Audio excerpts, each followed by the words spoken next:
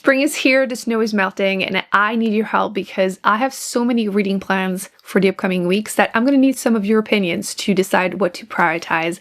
I'm having probably in 2026 the best reading year ever. I found so many new favorites. Basically, almost everything I've read was like 4 or 5 star, a couple 3, 1 or 2, 2. That's it. I'm having the best time. So it means that I have so many things now that I want to do because I want to keep going. So I'm going to need that help. Let's start with some of the physical books that I want to read. And after that, we're going to get into the questions. So this needs to happen like as soon as possible. Vow of Thieves by Mary Pearson. I read Dance of Thieves at the end of March. Fell in love with it. Okay, I don't even understand why it was on my shelf for years and years and years.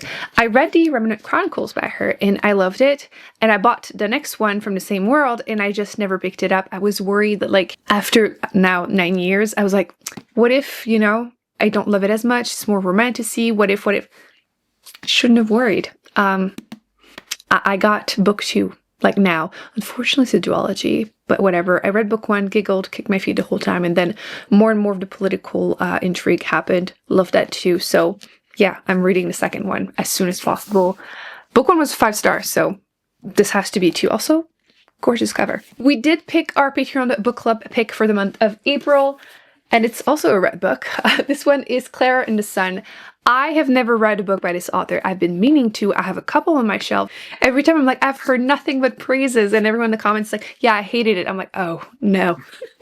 But this one is dystopian, which I feel like the author tends to do. And it's like literary fiction dystopian, which is not a mix I see that often. But the main character is an artificial friend. So I thought it was going to be an interesting story.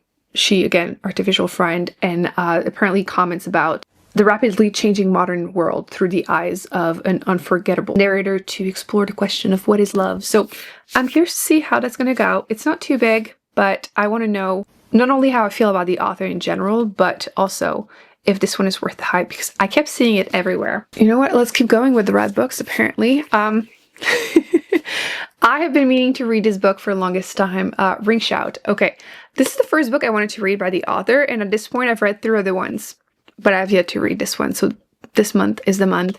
This is technically horror, maybe a historical fiction, but it's set in 1915, and it says, that's the quote that summarizes it, in America, demons wear white hoods.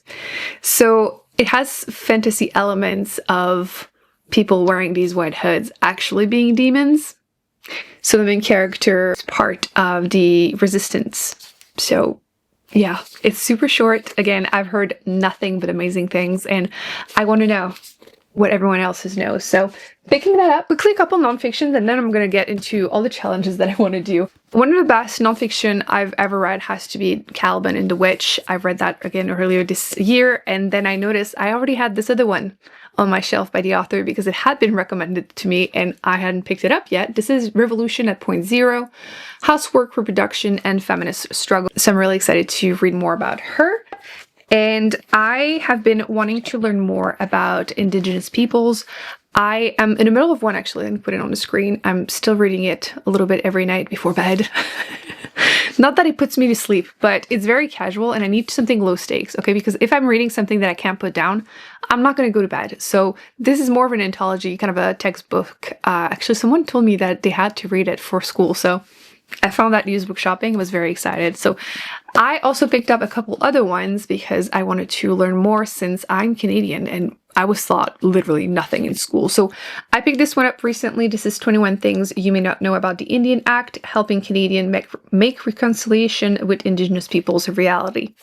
So, I mean, the title kind of says everything there. And then I also picked this one recently, Highway of Tears, A True Story of Racism, Indifference, and the Pursuit of Justice for Missing and Murdered Indigenous Women and Girls.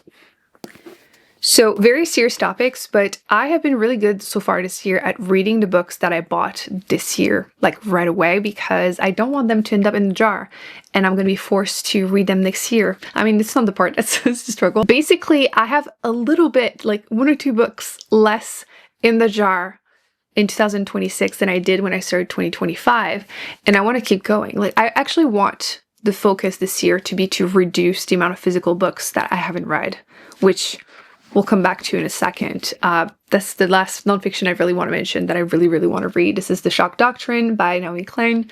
I read Doppelganger by her again this year. Loved it so much that I literally ordered that one right away, which I didn't realize how chunky this one was. But I've heard amazing things about her, and she quoted her own book in the other one multiple times, so I really wanted to try it. Also, for anyone that isn't Canadian, you might not know, but her husband is now the head of the NPD party in Canada, and I think it's really fun that people are now calling him Naomi Klein's husband.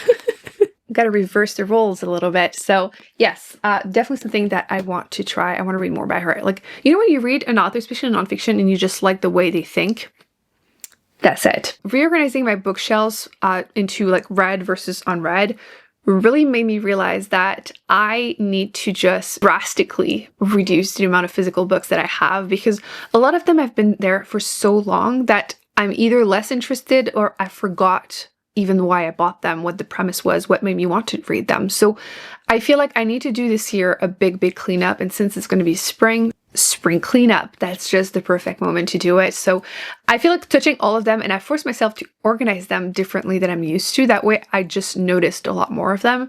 So we're going to do a lot of decluttering. So read it, unhaul it challenge. Obviously going to keep doing this for anyone that hasn't seen it yet. Oh my gosh, I can't even lift this one. This is the ridiculous jar. We started the year with 449 unread books, so we need that to drastically reduce. I'm going to try to do it once a month as I usually do, but I wanted to ask you, either I do other things as bonus, or maybe I'll switch it for that challenge. It's going to be something else. As long as I'm reading my physical TBR, I feel like it should be considered a read it, unhaul it. But I don't know if you remember, back in the day, I used to do this other challenge called 1 Week, 1 Shelf. And I feel like it would give me a little leeway. Sometimes I've become a little bit more of a mood reader, so sometimes I find this challenge a little too challenging because you kind of want to decide what you're going to read if you don't want to get into a reading slump. So I think that giving myself a whole shelf to choose, they're still by genre, and I would still read books that, you know, have been on my shelf for a while, but I get to pick exactly which ones, you know, between like 20-something books. I feel like that could be nice. So either doing it as a bonus if I want to do the challenge twice that month, or to replace it, that could be an option.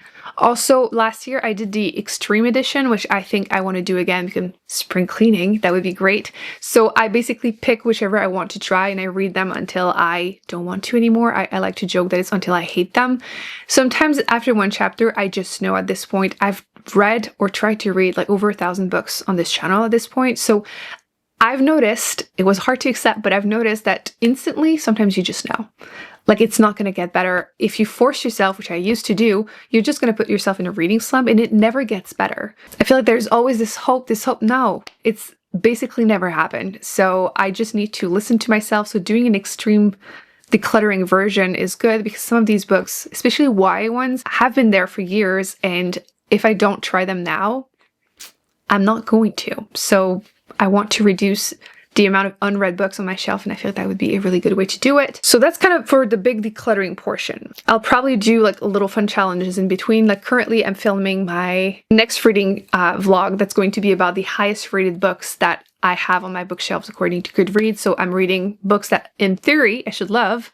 And last month I did to the one with the lowest rated, which went really well. So I feel like that was almost more fun because you get to have unpopular opinions or get rid of a bunch of books if it doesn't go well. But that's also mean that it goes well. So I want to do that again probably. But yes, currently I'm doing the highest rated ones. Another challenge that I've been thinking about doing because I'm way ahead on my reading challenge so far, like 12, 13 books early. So I feel like I can read a big book. And I used to do a challenge where I would read one big book every single month, which I had to stop after 2 years because it was putting me in a reading slump. But I considered anything over 500 pages to be a big book in theory. But during that challenge, it was like much bigger than that, more like 1,000 pages. And I looked and I haven't read a book over 1,000 pages in years. So far this year, the biggest book I've read was Children of Strife by Adrian Tchaikovsky. It was only 700 pages, but it's a hard sci-fi, which I feel like that should count for something, but only 700. So I haven't decided yet which book it will be, but I will pick a book over 1,000 pages and read it because again, I'm way ahead of my reading challenge. I'm having a good time. Why not? To symbolize it though, I chose this one. I think this is the #1 biggest book that I own on my shelf. Technically, it's the whole trilogy, but it's still one book, so I feel like it still counts, and it is over 1,400 pages. It is terrifying. Like, this is like a weapon. Good thing it's a paperback, because I would hate to read the hardback. It would be so heavy. But yes, this is the Inheritance trilogy by N.K. Jemisin. I've been meaning to read more by her because I absolutely adore the Broken Earth trilogy. Highly recommend. I feel like a lot of people have heard of it, but I don't hear as much about this one. And yeah, I have this gigantic brick, so maybe I will do the challenge of reading the biggest book I own, or I'll just pick another book that is 1,000 pages. I just want to pick something I really want to read. And, you know, my only worry about this one is that I'll want to pause in between, you know, the books, since it's a trilogy, but we'll see. I just want to challenge myself to stop being scared.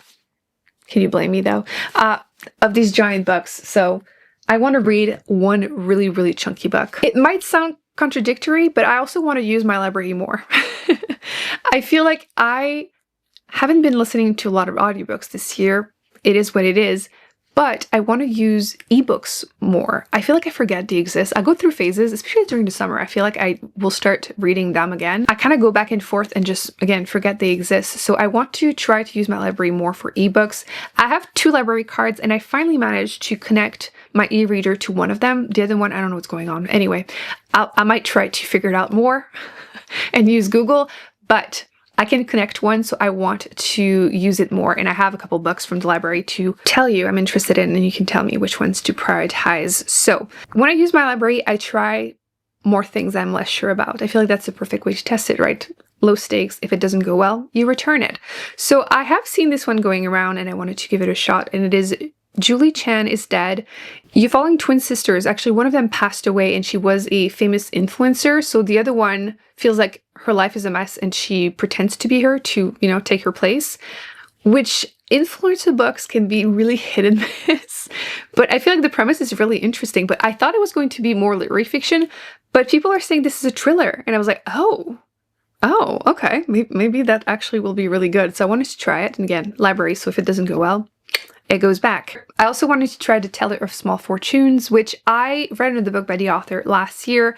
It was a very cozy fantasy with a little bit of sapphic romance kind of book, and I wanted to try more. This one was actually published before, and I've heard, again, great things. Cozy fantasy once in a while is exactly what I want, so we'll be trying that. Another one that I wasn't sure I wanted to continue the series or not, so again, Library to the Rescue, is On the Calculation of Volume #2. So this series, I don't even know how to explain this, because it is about someone reliving the same day over and over again. She's stuck in a time loop, and book 1 was really short. It was less than 200 pages. From what I've heard, this is going to be a 7-book series, but book 1 was really short, like less than 200 pages. And part of me is just annoyed that, like, why is it not a trilogy or something? Because book 1 felt a bit unsatisfying, but I'm a sucker for time loops, and I really want to give it more of a shot because I'm curious. Basically, this woman, her and her husband, they resell, like old rare books. And yeah, she's stuck in that time loop over and over again. So I wanted to see how it goes, how it continues. But yeah, 7 books is just such a weird specific number for a series. Oh my gosh. Okay, the next one is the perfect example of me forgetting ebooks exist. Are you ready? Elena Knows has been on my waiting list since the 12th of May 2023. What is wrong with me?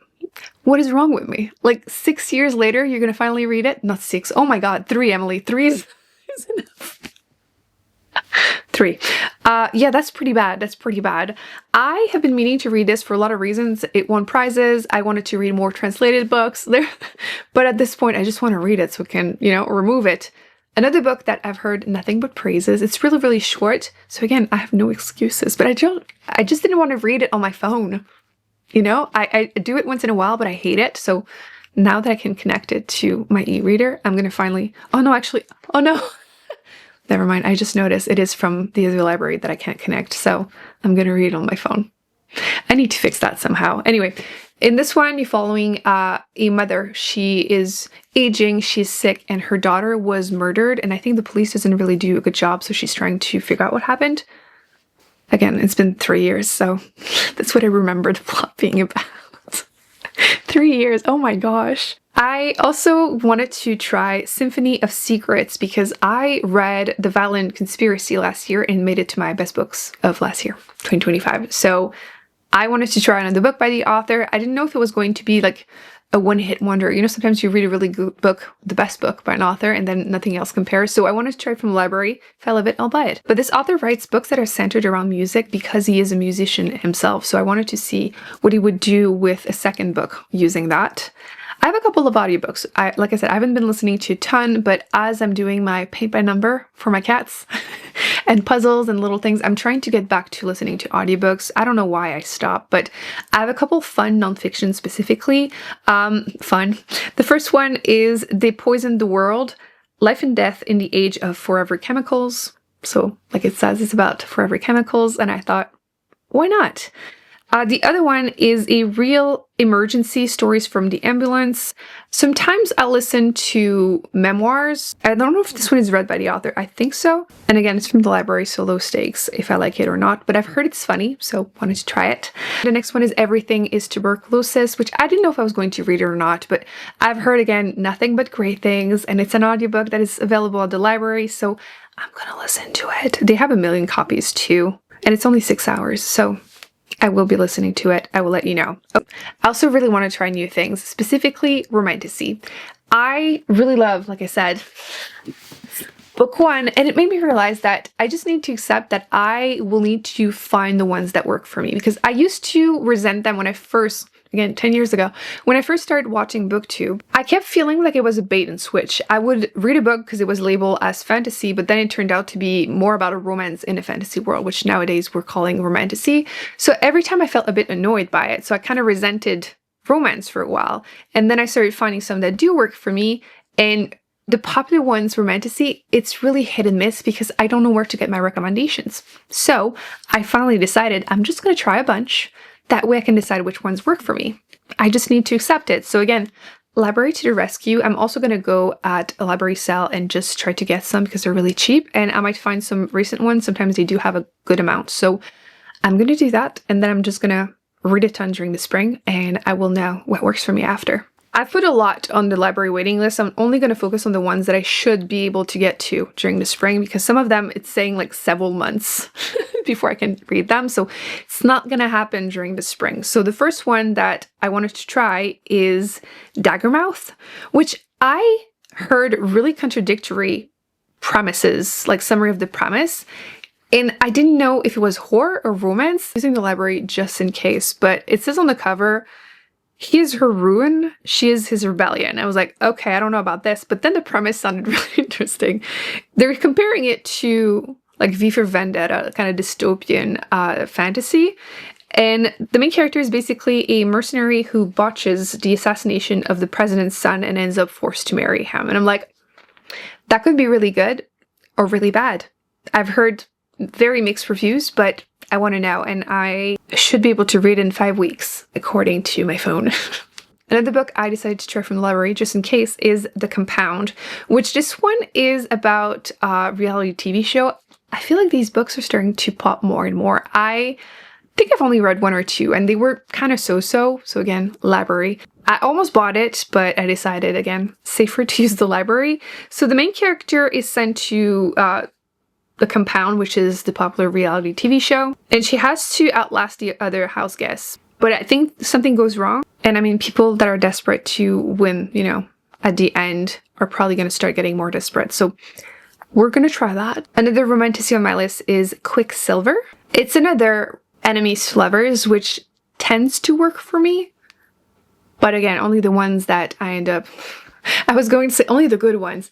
It just really depends on your taste, right? But I've seen it going around for a while. I think book 2 is already out, so in 10 weeks, I should be able, probably what I'll do is that I'll wait until I have like 2 or 3 that are available and then do a reading vlog or something, just testing and seeing what's working for me. The Correspondent I have seen, again, going around a lot, that cover, but I've seen this other one, which looks really good.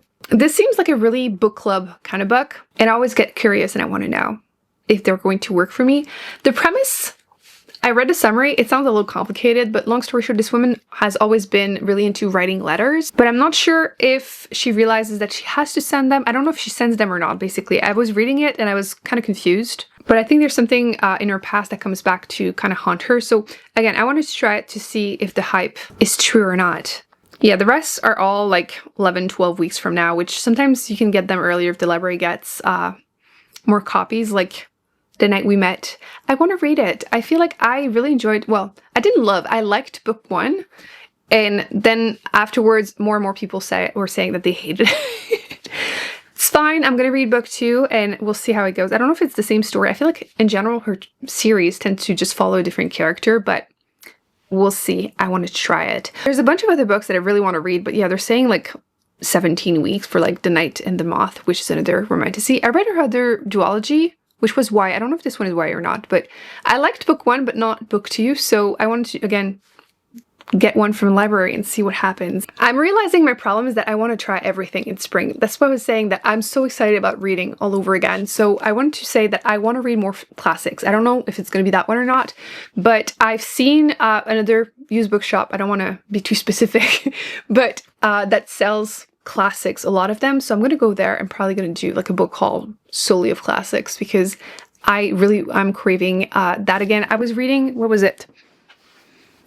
This one for a challenge, The Third Key, and it made me remember how much I liked the writing style. So classics in general. I also have a couple of advanced reader copies that I want to read of books that are coming out later this year, and I think I'm going to just do different video focusing solely on 2026 releases, like the ones that have been out, how I felt about them, and then all the ones that are still being announced, because I usually do like most anticipated releases of the year after. So like in December I did one, but then I added like 10 more books that have been announced since that are coming out that I'm so excited for. Like Becky Chambers is coming out with a new book.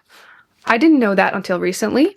I'm currently reading this one, The Last Contract of Isako by Fonda Lee, which is coming out in May. Also, there's a sequel to The Midnight Library by Matt Haig that's going to be called The Midnight Train, which is also coming out in May, towards the end, I believe. So I didn't know that, but I have the advanced reader copy for it, so I will be reading it ASAP, and I'm going to let you know if it's worth reading or not. I feel like that's another book that it was really popular at first, and then a lot of people tried it and didn't like it, but that's kind of what happens, right? The target audience read it first, and then more people try it, and they're just not the target audience, so it's more hit or miss. Either way, I have book 2. I will be reading it. I think I'm going to do that video because there's so many more. So that's it. As you can see, spring is going to be real busy. There's so many things I want to do, but I don't mind being a little crazy with the list of things that I want to read because I'm excited about reading again. All I care about. So focus is going to be decluttering my shelves, a lot of fun challenges, read it and haul it, and or variations of it. Let me know again what you think of it. And I also want to use my library more for things that I want to test. Again, more romantasy, because some of them work for me and I just want to giggle and kick my feet again. That was just so fun. And hopefully book 2 will do that too, but with the way it ends, book 1, I don't know if there's going to be much giggling. I'll be waiting for your replies in the comment section. And again, if you've read any of these and you think I should prioritize them, let me know, especially the ones from the library, because I have a few options. I'll put more videos on the screen that I recommend you check out, including the wrap-up I was mentioning for the month of March, because I found so many new favorites. And I will see you in my next video. Bye.